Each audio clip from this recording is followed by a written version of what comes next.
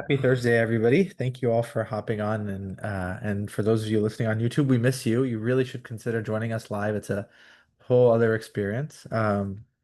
Even after doing this for I don't know how many years now? All 5 or 6 years. Um, I don't watch any of the YouTube videos. I always try to join live when I can because it's just absolutely surreal.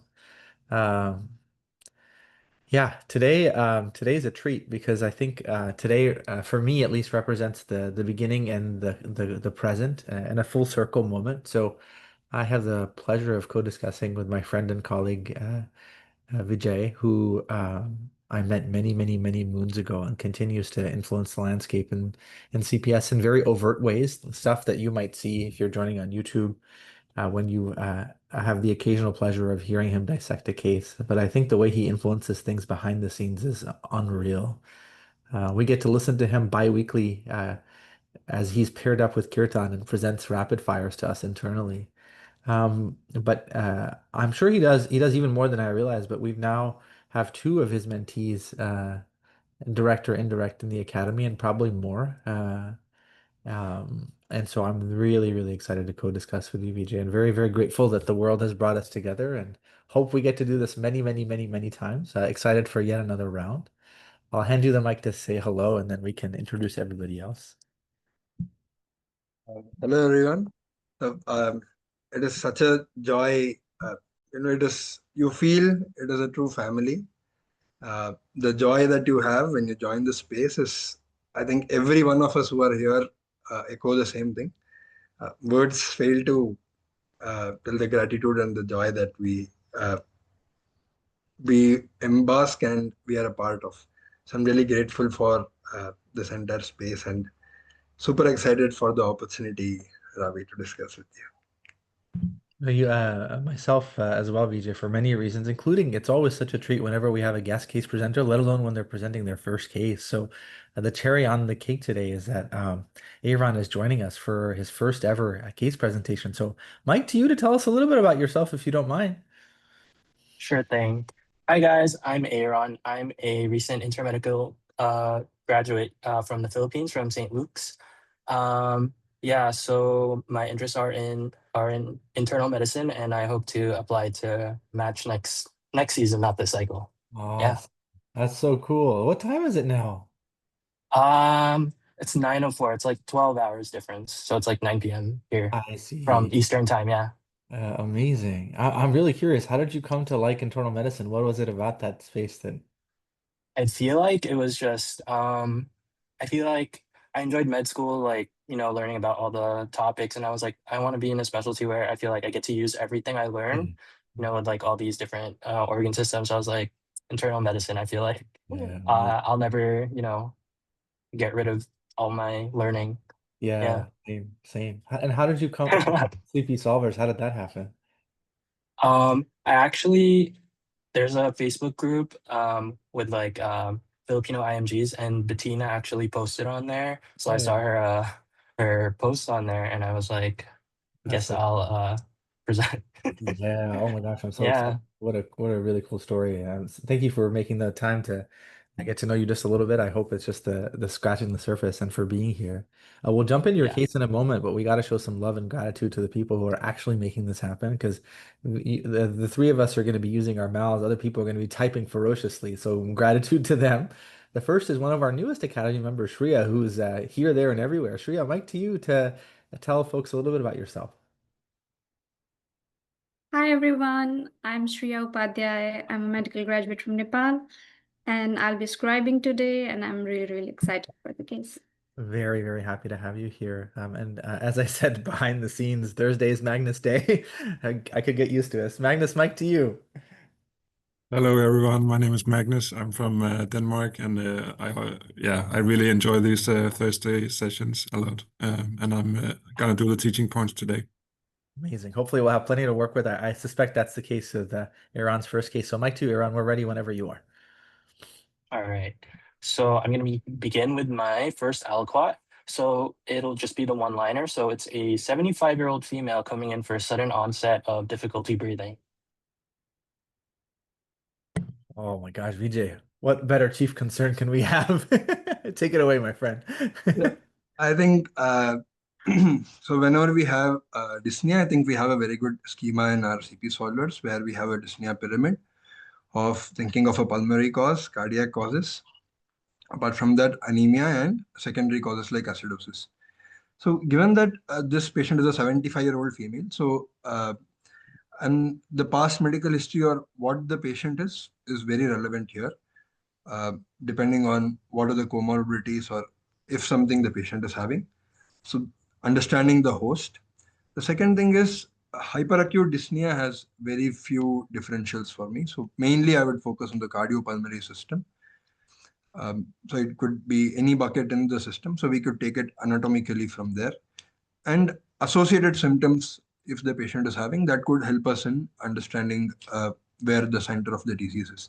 So, well, I'm thinking it is as a thoracic disease, so cardiopulmonary.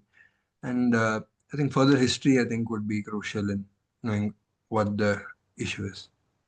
Oh, absolutely superb. I can't wait to hear that what that further history is, and I will just share that my mind subconsciously tries to predict what the ABG is going to be in this patient. And I'll just share those with you. We'll see which one pans out. So there's really three possibilities.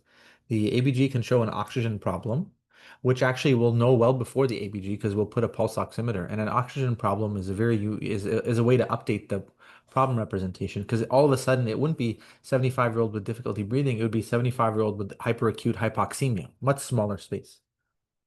The other thing it could show it could show a CO2 problem, and that CO2 problem could be CO2 retention, which would make something like a COPD or asthma flare really possible.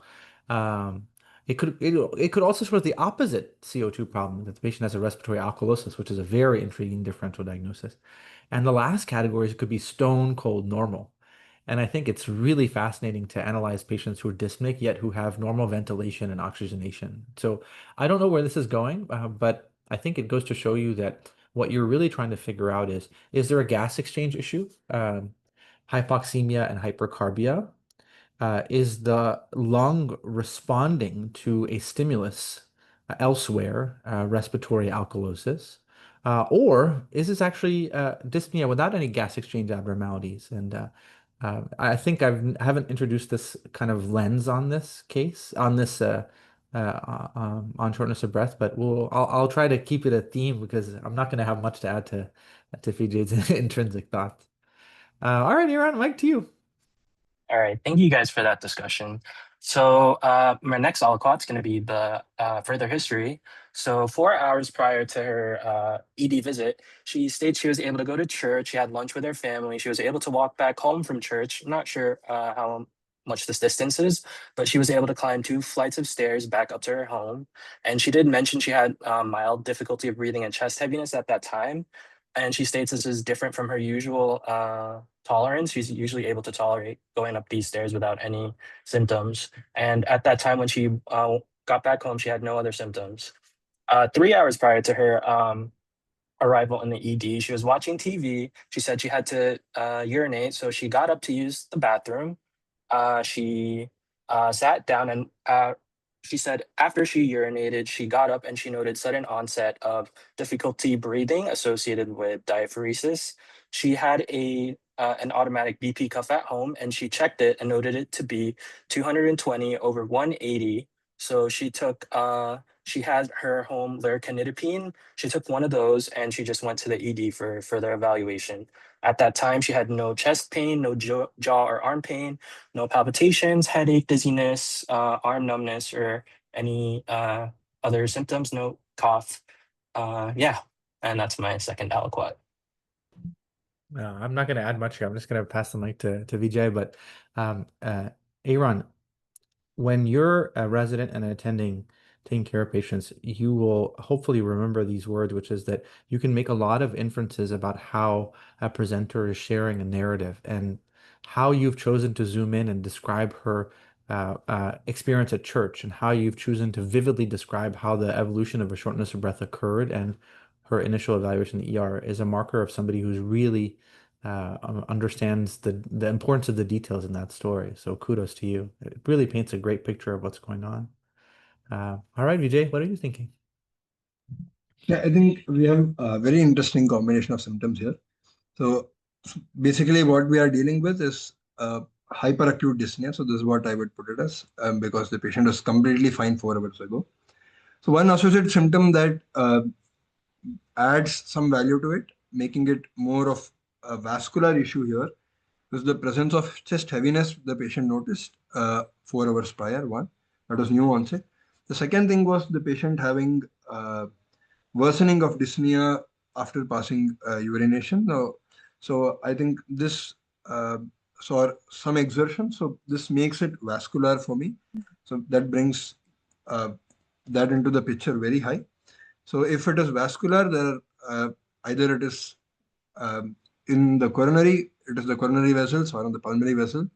So if you're thinking it is in the thoracic pathology. So the correlate here we are having is, or it could be sometimes a renal vessel that is acutely presenting that can cause cardiac involvement. So the correlation that we are having here is the associated hypertension that we are having. So probably is it flash pulmonary edema that I'm thinking of? So is that a possibility that is happening? So this is one thing that I would not miss out whenever I'm seeing this. Other thing I think Rabih has multiple times taught us that acute urinary retention can itself cause an elevation of the blood pressure. So, and because of significant distension, it could also have some amount of breathlessness. So I'd just be cautious when I'm interpreting this. Also, I'd just be keeping that in the back of my mind when I'm interpreting this. Yeah, and so there's no worsening of chest pain or syncope. Still, I think I would be. So, what would be my next step? So, definitely, I would go for an EKG and ABG, a good physical exam, and definitely focus would be very high on my placement here. Love your thoughts, Abhi. What do you think of them? No, nothing really of medicine to add. I think I in parallel, I'm thinking, why does this person have a blood pressure cuff at home?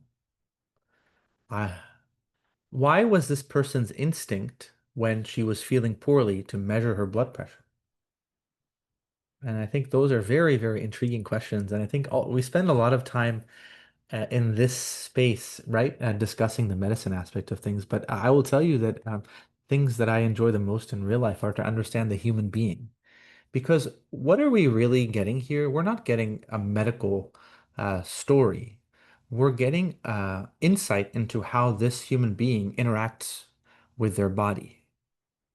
And until we are able to correlate what our eyes, what our ears are hearing to what our eyes see, we have to realize that two things influence this conversation with the patient. Is one, what is the disease? Of course, if a PE shows up in her, it'll be very different than gout. So the disease influences the patient, but also the patient's psychosocial circumstances, their personality, everything, so on and so forth. So I'm taking note of the fact that she has a blood pressure cuff at home, and her first instinct was to actually measure her blood pressure. That tells you a lot about her mental model of diseases. And I think it's actually, unfortunately, a huge, huge trap. And here's the trap.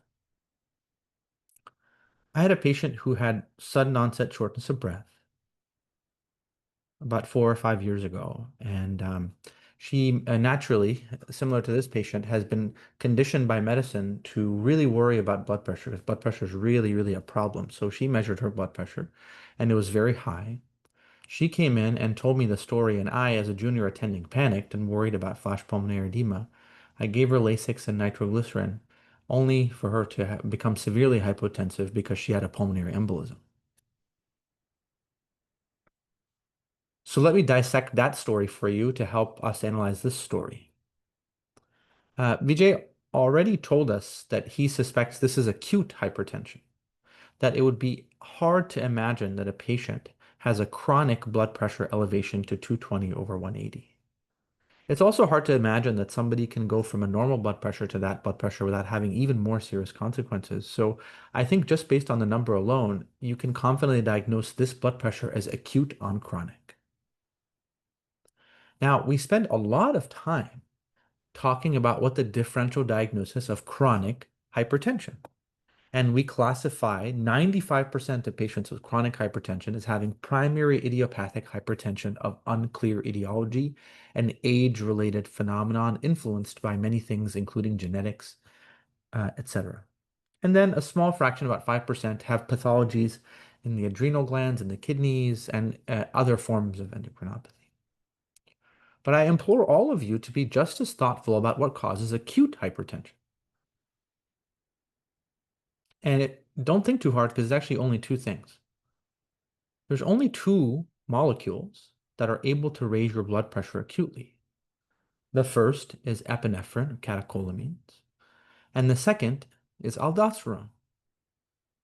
Now, you may be wondering, wait, aldosterone and acute? How is that possible? Aldosterone usually comes from an adrenal adenoma, so on and so forth. But acute renal or cerebral ischemia from vascular disease, like a vertebral artery dissection, or as Khashar just mentioned in the chat, renal artery dissection, ischemia in those two specific beds, and only those two beds, results in acute hypertension. So I'm asking myself, is this patient having catecholamine excess or aldosterone excess as the cause of her acute hypertension? And the vast, vast, vast majority of people have catecholamine excess. Now, catecholamine excess may be fancy from pheochromocytoma, alcohol withdrawal, but catecholamine excess is usually from actually discomfort of any kind. So here's what happens. A patient gets a sudden onset, alarming symptom with a million possible underlying diagnoses. That alarming symptom triggers the body to worry, causing catecholamines to surge, causing acute hypertension. And now all of us are focused on the blood pressure when the real issue is the underlying symptom that drove that high blood pressure. And guess what happens when people who have blood pressure cuffs, who have been conditioned by us to use them, what are they going to feel and look when they see their blood pressure is 210/108? I guarantee you they will develop shortness of breath, even if that's not their actual primary issue. So you have to be very, very careful here. Is the blood pressure the cause of a thoracic syndrome? Or is it merely a consequence of a distant acute catecholamine surge with the subsequent understandable consequences on a patient tuned in to understanding the consequences of acute hypertension? Is this person having an abdominal catastrophe, measured their blood pressure because now they're in pain and now they think there's a thoracic catastrophe, but the thoracic catastrophe is just anxiety from the blood pressure that we've created? So I take these cases very, very, very carefully. And so I think what's going to be really, really important now is to not assume that everything she is suffering is a consequence of this blood pressure. Much more common for an underlying cause of any kind, anything that alarms. Right now, if my dog were to bark, which he probably will, I guarantee you my blood pressure might go up to 220/180. And if I measured it and looked at it, I might get short of breath. So be very, very careful here. All right, Aaron, I don't know what trap you're laying for us here, but we're paying attention, my friend. Mike to All you. right. Thanks for the insight on that with the blood pressure cuff at home. But yeah. So for the next aliquot, just some additional history for her past medical history. So she does have hypertension. She's on olmesartan and lercanidipine. Her usual blood pressure is in the 150s. She's dyslipidemic. She's on rosuvastatin. She is a type 2 diabetic. She's on a lot of meds. She's on dapagliflozin, sitagliptin, gliclazide, and insulin. She has CKD stage 3B. Since she has a solitary kidney, she donated her right kidney to her son when she was in the 1990s. She's also had a CVA in 2017, so she's on clopidogrel for that. She also she has a multinodular non-toxic goiter, but nothing has been done for that. Yeah, for her family history, it's only remarkable for diabetes on her paternal side. And for social history, she is a 1-pack-a-year smoker, no alcohol or illicit drugs.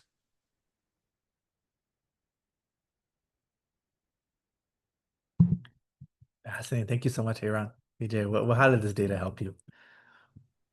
I think this hypothesis that we had was, so is it truly acute or it is acute and chronic? I think we had this is confirming that it is definitely acute and chronic.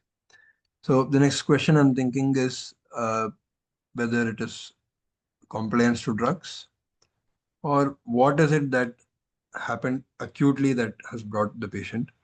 So that is a second thing I'm thinking of. I think significant cardiovascular, cerebrovascular, so atherosclerotic cardiovascular disease and all the macrovascular complications. That is what we're seeing here. Um, Another thing is, so it will be very crucial to also know your importantly in physical exam, given this patient has significant comorbidities. So whether um, the atherosclerosis is completely affecting the entire arterial bed. So you could have an acute differential blood pressures in all four limbs. I think that is very important to measure when we are seeing. Um, I think I think a focused organ-based examination like a cerebral, cardiac, pulmonary is what I would be doing. And I'm just curious, why was a nephrectomy done? So and yeah, that is what I'm thinking of. So underlying cardiovascular disease, acute and chronic, and what are the acute complications? So did okay, she donated a kidney. Okay. So whether there's an acute renal thrombus or what is it acutely? So that is what I would be looking for. Absolutely superb. I have nothing to add to that. Superb analysis. Thank you, Vijay. All right, Aaron, what you got next? All right, so finally her physical exam. So her BMI is 27.6, and for her vitals, upon arrival in the ED, her blood pressure was 190/90 with a heart rate of 84. Her respiratory rate was 28. Her temperature was 37.1, and her SpO2 was 86% on room air. So generally she was awake in respiratory distress and diaphoretic. For the pertinent parts, she did have her moist mucous membranes, distended neck veins. For her heart, a regular rate and rhythm, no murmurs.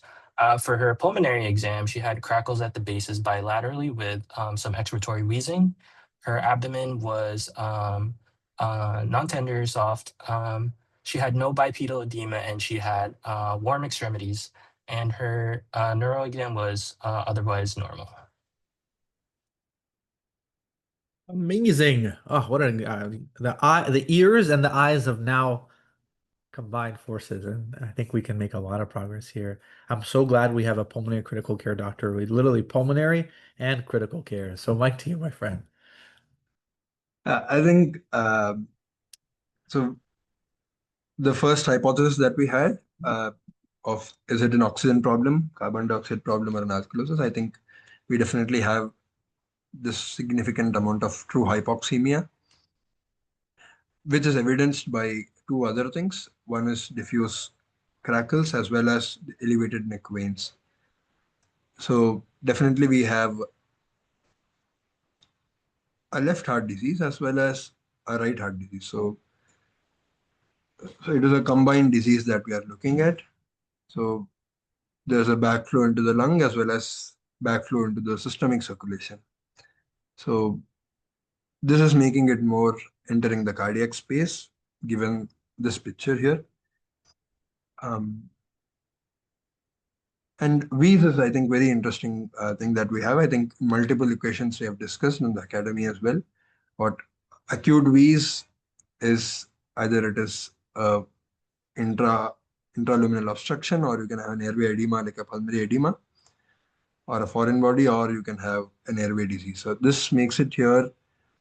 It could be a combination of both. I think one pack year for 5 years, I don't think it is very significant. So this makes it more of a cardiac disease for me. So what probably would be is an atherosclerotic disease. But if I'm saying it is an acute heart failure, so particularly having this acute and chronic heart failure probably, because there is significant RV dysfunction as well as LV dysfunction here we're seeing in the form of pulmonary edema as well as elevated neck veins. So when I'm seeing this, very crucially, I would be looking at valve or a vessel. These are the two things that I'm thinking. And presence of hypertension here, heart failure with an hypertension makes it underlying to definitely look for a renovascular cause in an underlying uh, compromised patient who has significant atherosclerotic disease. Yes, that's Rabih.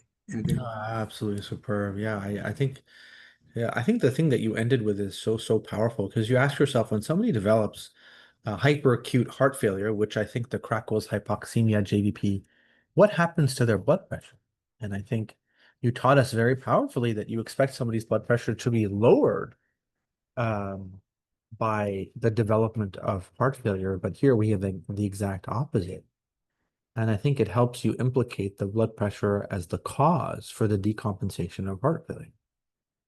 And so instead of poor forward flow causing fluids to back up in the lung, you now know there's a blockage somewhere else. And that blockage is causing blood to build up, not just in the lungs or the heart, but also in the arteries of the body. And so I think if you go back to the way we were trying to crack the acute hypertension, is it a catecholaminergic surge or is it hyperaldosteronism? In general, catecholamine surges are infinitely more common than hyperaldosteronism. But Vijay, by seeing that she has extensive atherosclerotic disease, you early on proposed the idea that she might have renovascular disease. And I think even if you didn't see her history, there's a powerful clue on her vital signs that she has extensive atherosclerotic disease. And that's in her very wide pulse pressure. So a wide pulse pressure either means, well, I should say a wide pulse pressure means that during systole, there is a dramatic increase in blood pressure. So you ask, what about systole is unique? And the thing about systole that's unique is a dramatic increase in cardiac output. And so if somebody's having a very high cardiac output, be it from high output cardiac failure or exercise or aortic insufficiency, that'll cause a wide pulse pressure. But the other more common thing that causes a wide pulse pressure is that a patient has a slightly increased cardiac output, but their vessels are very stiff. And so the stiffness of the vessels doesn't allow them to relax and recoil when a massive surge in systole happens. And so they transmit a lot of that pressure forwards. And so here, there's no reason to suspect that she has a high output state. And so you've now really look at that pulse pressure and see she's got calcified vessels for sure. And the calcification, Vijay is proposing, extends into her renal arteries. And so if you just go back to that initial approach of is this hyperaldosteronism or is this catecholamine surge, the presence of hypoxemia is an interesting differentiator. Because whenever people are hypoxemic in the context of acute hypertension, either catecholamines or aldosterone, you have to be open to the possibility the patient actually has a catecholaminergic surge that resulted in Takatsubos, and that's why the patient has heart failure. But now it's much more common for the patient to have hyperaldosteronism do so. And I think the setup for hyperaldosteronism here is very uh, um, certainly there. So, Vijay, I'm curious if you're managing this patient now. I'm curious what we can learn from you about how you would temporize this patient and stabilize this patient from the illness that she has. Yeah, I think we could just call this as probably hypertensive emergency because you have an end organ damage. So the first thing is to reduce the blood pressure. So here I think I would reduce it with either labetalol or ifedipine. So anything would be an acute reduction. So I think IV would be what I would be giving and somewhere about 25% whatever is recommended. The other thing is definitely I think I would be giving a diuretic here just because of the significant pulmonary edema that this patient is having. So these two things apart from oxygen. Yeah. Wonderful. I'm curious, what is your threshold for positive pressure ventilation in patients like this? Has it crossed your threshold or not yet for this patient? I think I think I would just Honestly, I think I would just wait and see the response to the my effect of diuretic as well as the BP reduction. Because 86, I think it is not very significant hypoxemia. Yeah. So I think I would just wait and see the response. I think, but my threshold would be very low to start on NIV in this patient. Definitely, because I would just wait for response, probably half an hour, just Hmm. see the response, and then very quickly escalate to NIV. So that's what I would be doing. Yeah. How What lucky are you? must What Oh would be no, I doing? think that's superb. How lucky must a patient be to see you twice in half an hour? Oh my gosh. Or maybe unlucky, given the circumstances of their condition. Yeah, I think I would probably be doing the same. And I'll now share with you that the definitive way you can try to distinguish between catecholaminergic surges as the cause of acute hypertension or aldosterone is actually to prove that there is ischemia. Aldosterone is secreted as a result of either cerebral ischemia, which this patient doesn't have, or renal ischemia. And the way we would prove the patient has renal ischemia is prove that they have acute on chronic kidney dysfunction. So if we next hear the patient has an AKI on top of her CKD, seems like a high probability, you now really, really say, oh, this is acute hypertension that's not symmetrically distributed throughout the body, as would be the case in a catecholaminergic surge where every single blood vessel is clamped and increased. Aldosterone is actually counterintuitive. There is hypertension in the rest of the body because of ischemia in either the brain, which this isn't the case, or the kidney. So I think the key diagnostic data I'm waiting for to really accelerate the case is what her creatinine is, because everything else seems to be hyperperfused. Her brain, her arms, her legs are all getting gushes of blood. And I'm now eager to see what is that one kidney starving while the rest of the body is having a buffet. So we'll see. All right, Aaron, mic to you. All right, thank you guys for that discussion. What was done next? For the next aliquot, I'm just going to be giving what was done in the ED and her initial diagnostics. So as you guys said, the patient was started on supplemental oxygen via face mask at 8 liters per minute, and her oxygen saturation did improve to 100%. She was also given isosorbide dinitrate. She was given Lasix, 40 milligrams, and she was given 1 milligram nicardipine IV push for her blood pressure. And an EKG was done. And I'm just going to share my screen so you guys can see the initial EKG.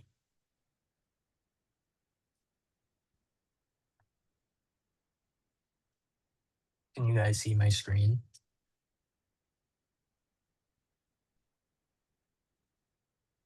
So here is the initial EKG. If you guys want to share your thoughts on this. So I think we are seeing, I think definitely we are seeing some sinus rhythm here. So what is grossly appearing is significant amount of voltages that are high. So that is saying, again, it is an acute and chronic what we are having. And definitely we are seeing some T-wave inversions. That is a strain pattern that we are seeing. So all the criteria for LVH is fairly fulfilled here. So whenever I'm seeing this diffuse, if you see almost every single lead has T-wave inversions. It's a asymmetric or downsloping followed by an upslope. And we have an AVR ST elevation as well. So this is saying there is definitely some chronic subendocrine ischemia as well. So this hypertension has to be very significant for causing this amount of, and fairly uncontrolled, I would say, because of the signature it has left of the damage on the heart. So that is what I'm seeing here. I'm very curious about the lead one that is fairly very small compared to the entire voltages. So is there underlying COPD? So I think you can have this a vertical heart wherein you can have this isolated lead one having low voltages, well described. So these are my thoughts when I'm just seeing this. Because we don't see any arterial territory that is actually marked. I'm seeing it in inferior leads, I'm seeing it in the lateral leads, I'm seeing it in the anterior leads as well. Superb. I have nothing to add to that analysis. I'm right there with Vijay. I think this is a great opportunity to just slow down a little bit and try to explain at a more fundamental level our working hypothesis. And it comes with the following question to you all. Um, if Nara were to bark, I'm just gonna call. I think if I just anticipate my dog barking, he won't. Maybe that's the psychology of youth, because he hasn't so far, and usually he does. So if he barks, my blood pressure is going to go up to exactly her blood pressure. But I don't think, and the last 50 Thursday VMRs have proven that I don't develop flash pulmonary edema. And so I think we have to recognize that the development of flash pulmonary edema for any blood pressure doesn't fully implicate the hypertension. And if we are launching an investigation into all the criminals responsible for the suffering of this patient, by this very analogy, we cannot assign 100% of the responsibility to the acute hypertension, because another person with the same blood pressure will not develop this disease. And for those of you in the academy, this is where this is the triggers concept versus vulnerability concept that we discussed the other day. And I mentioned to you it'll keep coming up, so I encourage those of you in the academy to sort of sit with that concept and maybe revisit the recording. So the question is here, I think as Vijay said, the EKG gives us tremendous insight into this patient's vulnerability. Why is her blood pressure showing up in this way? And this is why the hypertension of the chronic hypertension that she has is really, really tricky, because it makes her ventricles very stiff and less welcoming to rises in blood pressure. But it also participates in the formation of atherosclerotic plaques. And so why is, in addition to the left ventricular hypertrophy here, the atherosclerotic plaques really, really important here? And this is where I will take over the screen and just show you a visual. And we'll discuss this concept in a little bit more detail in the academy session later today, but I wanted to at least plant the seed that we often focus on this for hypertensive flash pulmonary edema, but this cannot be ignored, because this is the breaker of symmetry. This is why only a subset of patients with acute hypertension develop this disease. And the other reason we tend to ignore this aspect is because this is often chronic, and it gives us the illusion that none of this is modifiable, meaning a patient has chronic hypertension. But I want to direct your attention to this category here. So a big contributor to the patient's flash pulmonary edema is their chronic hypertension-induced LV stiffness. But what happens to the heart when it becomes acutely ischemic? It becomes even more stiff. So the EKG that Vijay dissected has two components to it. It has the chronic LVH, which is a clue to the chronic stiffness that the patient has in his left ventricle. But it has all those alarming ST depressions, which are, as Vijay said, are markers of subendocardial ischemia. And the elevation in AVR is a marker of diffuse subendocardial ischemia. So this whole heart is ischemic. Now, it's very unlikely that there's an acute plaque rupture causing this. Why? Based on the clinical syndrome. The patient doesn't have abrupt onset chest pain focused just on her chest. She has a systemic syndrome with hypertension. So it's very likely that she has an acute rise in her blood pressure. We're zeroing in on aldosterone, but haven't proven that yet. But she has two reasons to have intrinsic cardiac vulnerability. She has chronic LVH, the EKG proves that. And because of the very high blood pressure and likely atherosclerotic cardiac disease, she now has acute superimposed ischemia. That's not focal from a plaque rupture, but that's diffuse throughout the heart because of the high pressure on the inside of the LV wall, matched with low blood flow through the coronaries because of atherosclerosis, resulting in acute on chronic ischemia. So her ability to handle this blood pressure is compromised chronically, but leads to her into a vicious cycle acutely. And so it's really, really important to control that blood pressure, and so her heart can breathe easier. So in most of these patients, you will see two reliable lab features: acute on chronic kidney injury, if this is renal artery stenosis, and a troponin rise. A troponin rise is often as a result of the demand from the high blood pressure rather than acute myocardial, acute focused plaque rupture. So pay attention to that vulnerability because it's really, really important to address it once the patient's out of crisis. And controlling the chronic hypertension and optimizing her coronary vessels are really key to mitigating this from happening again. So there's a really beautiful EKG that highlights the chronic component, LVH, but also the acute myocardial ischemia that the patient is having as a result of the acute rise in her blood pressure. Very difficult situation to be in, but I think the power of the modern medications to remove her from this crisis is huge. But I think once she's hopefully stabilized, we have to pay attention to the renal vessels, but also the cardiac vessels, and ensure that those are optimized as well. All right, Aaron, mic to you, my friend. All right.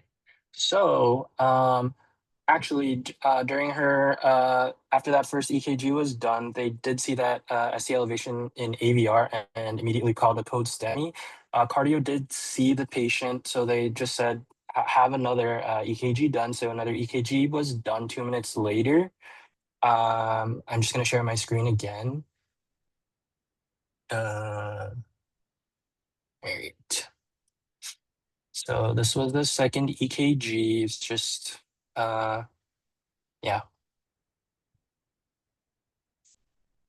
Fascinating. What do you think, Vijay?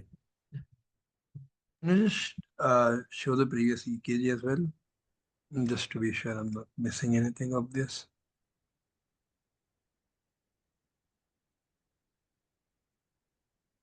Okay. Okay. The second ECG.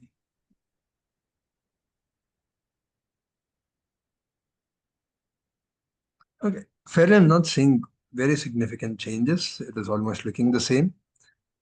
So, so I think the hypothesis of an acute plaque rupture here is lower in the differential. But having this significant amount of LVH can sometimes mask it. I think we have some unusual EKG features, like you can have a diffuse subendocardial ischemia with an acute plaque change, wherein you can have vectors that can neutralize each other and very small vector that can come up, like a Aslanger's pattern where you can see it in bleed 3, so like well described phenomenon. But here I'm not seeing anything of that sort. So probably what we would be seeing is, like Rabih said, it would be a myocardial injury. And I think even echo here would not help us much because we would not really make much progress here because ECG is neither reflective as well as echo would not. It would just show us what our initial hypothesis is. So yeah, I think that is what I would take based on the ECG as well. Love that analysis, Vijay. I'll just take a moment to explain to the younger version of me that an ST elevation in AVR is not synonymous with a acute total coronary occlusion. It's the only lead that's an exception to that. So for those of you who have yet to learn that fact, it's really important because you might be wondering, wait, there's ST elevations. Perhaps we can talk later about why AVR is different, but AVR is different. And so whenever you don't have evidence of acute total coronary occlusion, you recognize that the patient could have a subtotal coronary occlusion that's acute somewhere, but that's not an emergency to figure it out. Patients who have acute total coronary occlusion, simply known for simplicity purposes as STEMI, require cath lab and stent placement and PCI within 90 minutes of arrival to a hospital. However, patients who don't have acute total coronary occlusion, i.e. who have an NSTEMI, don't require invasive catheterization right away. So you can take your time. So if I were to be transparent, as Dr. Vijay said, he said that an acute plaque rupture is lower on the differential diagnosis. And so it's still on the differential diagnosis. And how would you know? You would know by treating the alternate cause, which we discussed extensively, and seeing what happens to the EKG and what happens to the troponin. And if our hypothesis is correct that this is demand ischemia, the blood pressure improves and the EKG improves and the troponin improves. If our hypothesis is incorrect, we've done nothing to treat a patient with acute plaque rupture, and so the syndrome should worsen. But if you're wondering, wait, if that syndrome worsens, isn't there harm accumulated to my patient? And the answer is no. And patients who have an subtotal coronary occlusion have very, very similar outcomes, absent a few criteria of when their intervention occurs. So all you need to do is look at the EKG and make sure the patient doesn't meet criteria for acute total coronary occlusion. And if they don't, you have to humbly recognize that a subtotal coronary occlusion is still possible, but in the face of an alternate diagnosis that can be addressed and treated quickly, you can quickly tease out. And in 24 hours, you will know, troponin gone, yay, great. EKG better, yay, great. If not, this patient will then reassess and probably get treatment for acute coronary syndrome. All right, Aaron, mic to you, my friend. All right, well said, Rabih. So after seeing this EKG, cardio did call off the code STEMI after seeing it. So they did put in some recs, which are the following labs, which I will be sharing now. So, sorry.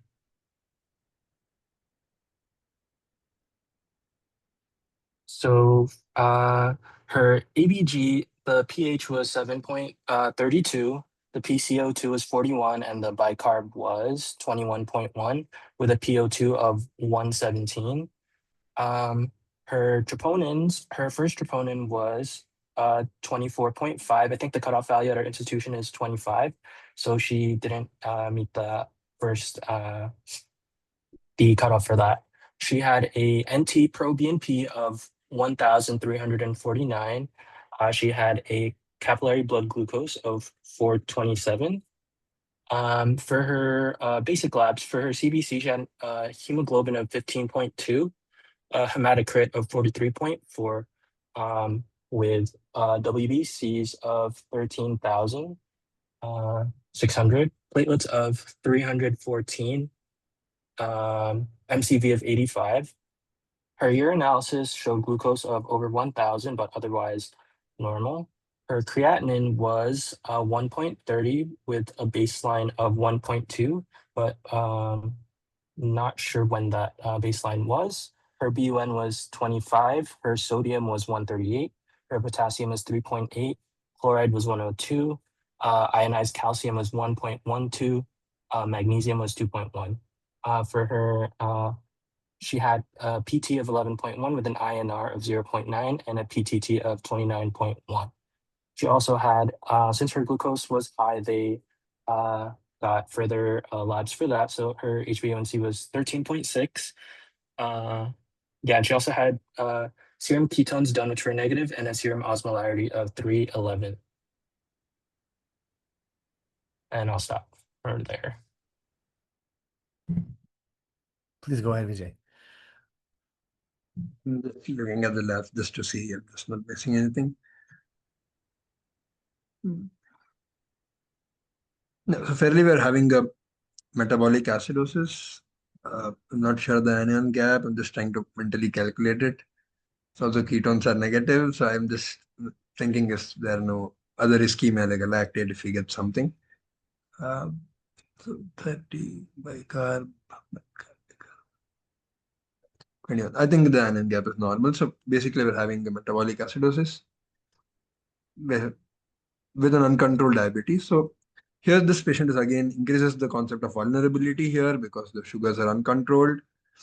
And the WBC being elevated, I think it is an acute inflammation, what we're seeing here. So that is what I would think of there. And very interestingly, we had this hypothesis of aldosterone as well as catecholamines. So, however, we are not seeing significant worsening in the AKI. However, would be very curious to know if there is urine sediment that I would track. So maybe I'm not missing on that, but that is so. Is there really catecholamine or is it something else? Or so this is one thing that is there at the back of my mind. So and again, this inflammation. Can can be an acute stress response, again, corticosteroid and demargination of neutrophil again. So basically, patient is on uncontrolled sugars and not in decay with an acute inflammation in the form of elevated catecholamine surge.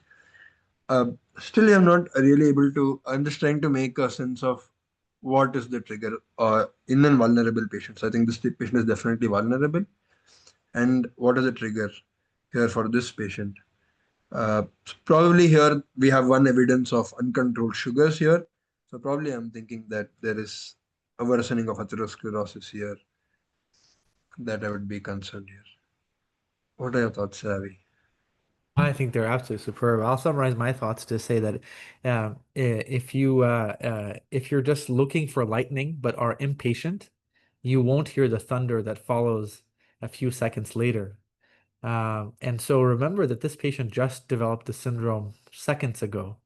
And so I'm really curious to see 6 hours later, 7 hours later, what her troponin is, what her AKI is, what her kidney function is. I completely agree with you. I think that her vulnerability is increased. And I'm really, really curious to see how these variables evolve as more and more time in the emergency room happens. And I wouldn't be surprised if they stay the same, which would be wonderful. But right now we see the lightning, and I'm curious if we're going to hear the thunder just moments later. Mike too. All right. Thank you for that discussion. So our repeat trope was done 2 hours later, and it was still 24.8, still under the cutoff of 25. So a chest x-ray was also done, which I can now share.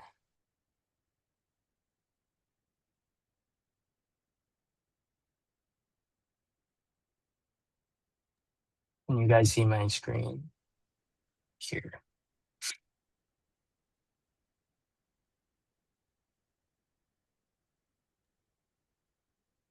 I think it is mentioned, it's an AP film that we are seeing. So just quickly, just not missing on something apart from what is very glaringly noticing.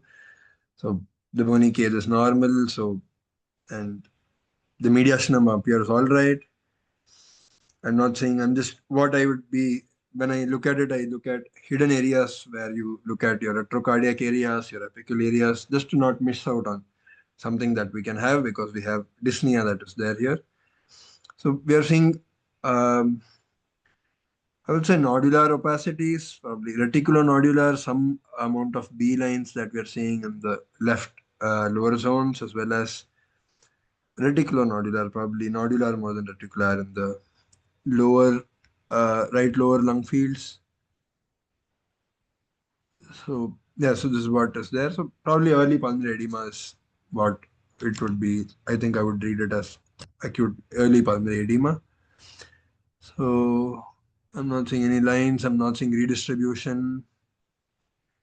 Hilum appears a little prominent, but I think it is accepted in a cardiac silhouette and an AP view. So yeah, these are my thoughts. Diaphragm appears fairly normal. Had nothing to add, of course. Aaron, just to help us with time management, I'm curious, how many aliquots do you have left before the ultimate reveal? I have one last one. One last one. Okay, wonderful. That's perfect timing. All right, take it away, my friend. All right, I'm gonna stop sharing. All right.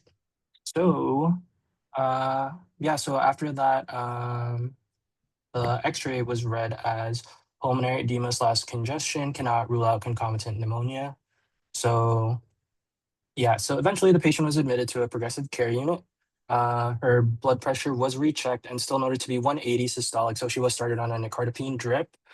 Yeah, so she finally did get her echo done. So her echo showed an EF of 41.1% with concentric left ventricular remodeling with hypokinesia of the inferior and infralateral free wall from the base to the apex.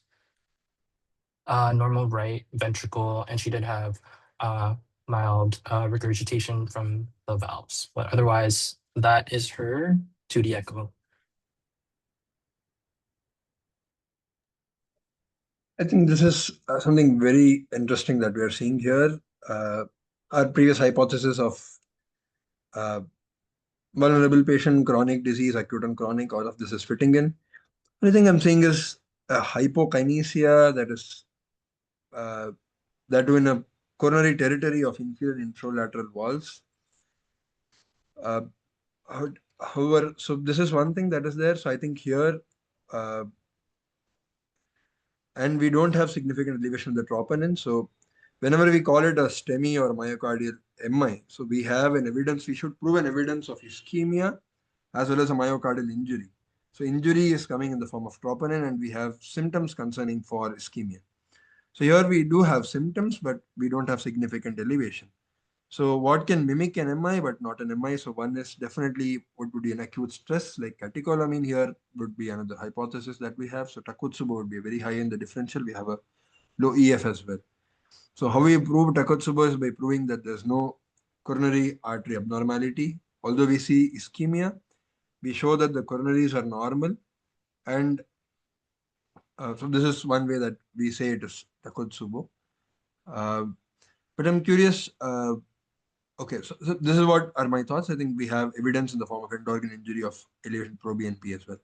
So these are my thoughts. So what I would do next, I think I would consider this as probably a Takotsubo, but definitely I would activate the cath for a coronary angiogram and optimize the patient. And I would be also curious to know if we have a previous echo. So sometimes what can be a hypokinesia, akinesia, and dyskinesia, sometimes the time frame is very narrow there. So that is also one thing that I would keep in the back of my mind, and it would be curious. It would be very relevant to know in this patient. Yeah, that's Superb. Yeah, I'd say that there's two causes of acute focal wall motion changes of the heart. The first is acute coronary ischemia, and the second is Takatsubos. And I think astute echocardiographers can study the pattern of focal hypokinesia or akinesia to give you a graded sense. But as Vijay said, coronary catheterization is the ultimate definitive test. I would say that an echo is done in a specific clinical context, and the clinical context here is fair game for both Takatsubos in a postmenopausal woman and for acute on chronic ischemia, as we discussed before. The question is, does the EKG help you distinguish between these two? And I would say subtly so. Many patients with Takatsubos do have changes in lead AVR. They usually have AVR depressions as a feature. And so here, if you're using the sum total of data, you definitely want to prioritize ischemia as the cause for the focality acutely. And the elevation in AVR pushes you more towards the ischemia, though Takotsubo is certainly possible. At the end of the day, what you might be seeing, as Vijay said, is not acuity, but rather that this patient actually has chronic ischemia in this territory, and the echo just continues to reflect something that's been chronic for some time. So I, like you, Vijay, I think the possibilities are Takatsubos, acute coronary ischemia, or chronic coronary ischemia in that distribution. And so I think it's a difficult call to try to just control her blood pressure and see what happens, or to pursue a cardiac strategy. Because at the end of the day, if you just focus on the data that you have, so far she has suffered no consequences on her heart. Of course, her lungs are a different story. And so, yeah, I'd be curious, Aaron, how you guys managed to disentangle these three threads. Yeah, so thank you for that discussion. So so what actually happened here, since her EF was still in the MR bracket, since it was low enough for them, they decided to start her on a HFrEF regimen, so all the meds for that. So she was given those, and she was eventually weaned off oxygen. We continued her nicardipine drip until she was weaned off that. So she was transitioned back to her oral meds. But additionally, on top of that, we couldn't control her sugar, so we had to consult endocrinology so they could manage her sugar. So eventually, it was just a few days of tweaking her sugars and trying to just get her back to her normal state.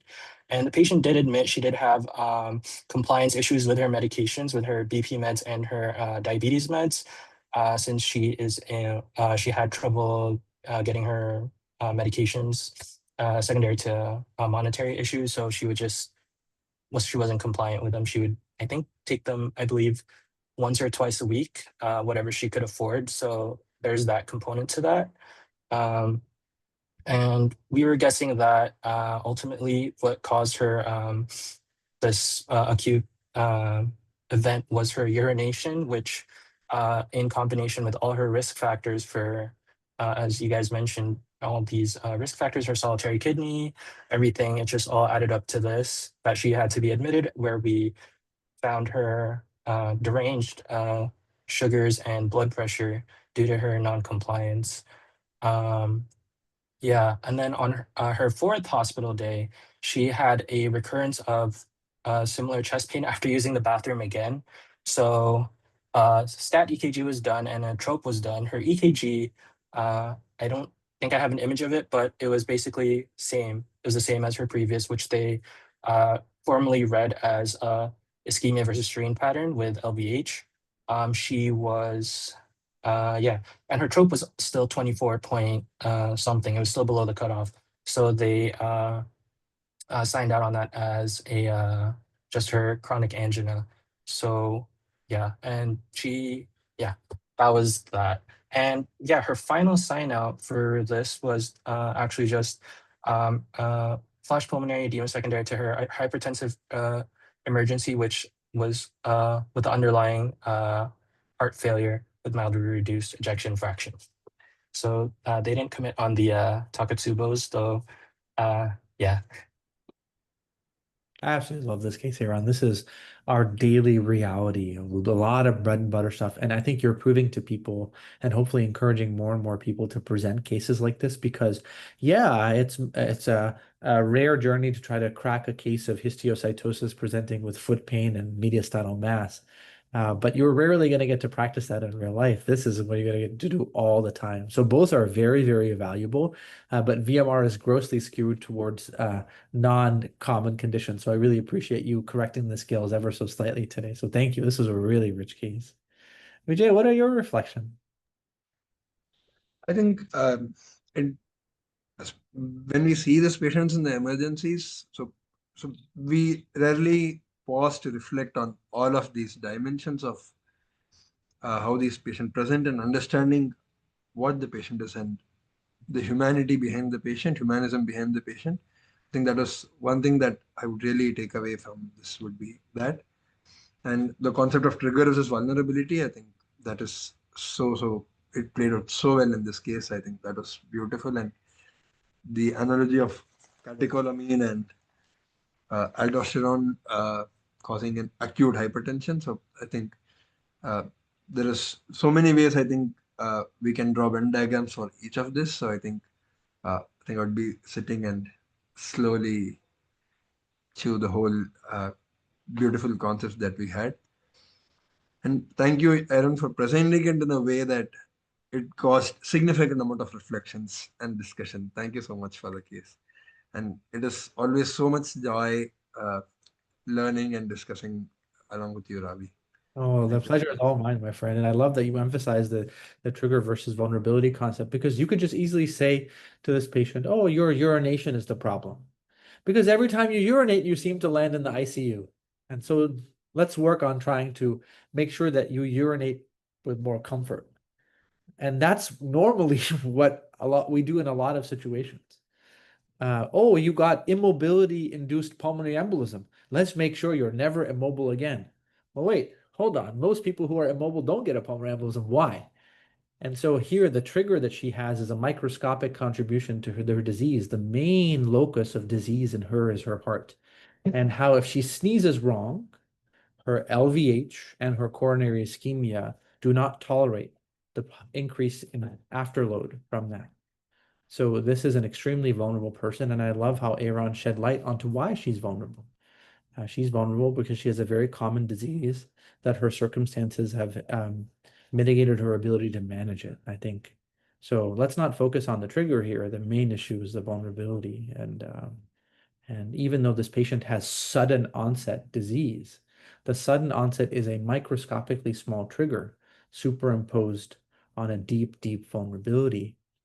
And so if you're literally sitting at the edge of a cliff, yeah, you suddenly fell off it, But you've been sitting at the edge of a cliff for a very, very long time, and that's really important to examine why and move the patient away from the cliff rather than mitigate the brief gust of wind that pushed them over the edge. A lot of reflections from this, Aaron. Next time, please bring some Tylenol with you. I need it. Alrighty, I've said enough. Magnus, the mic is yours, my friend. Thank you so much, and thank you, Aaron, for an amazing first presentation. I really hope you will come back to present more cases soon. So for the sake of time, I'll just share a few of my favorite teaching points from this VMR. So we had a 75-year-old patient with acute shortness of breath and acute hypertension. And acute hypertension really can be reduced to a problem with one of two molecules, either epinephrine or aldosterone.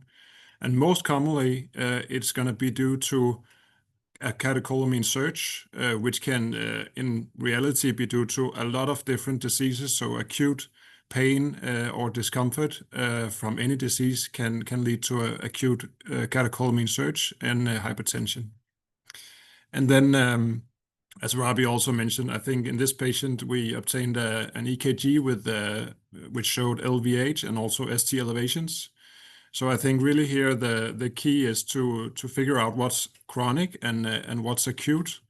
And this could be chronic hypertension or she had chronic hypertension, which could lead her to develop left ventricular hypertrophy, but also stiffness and diastolic dysfunction. So that's her vulnerability. And then if she had had a trigger, for example, acute plaque rupture, this could really lead to an acute superimposed event leading her into hypertensive flash pulmonary edema. So yeah, again, thank you very much for presenting, and thank you for an amazing discussion, both of you. Thank you. Sure. Now, such a crisp summary of the learning points, Magnus. Thank you so much. You're a pro at this now.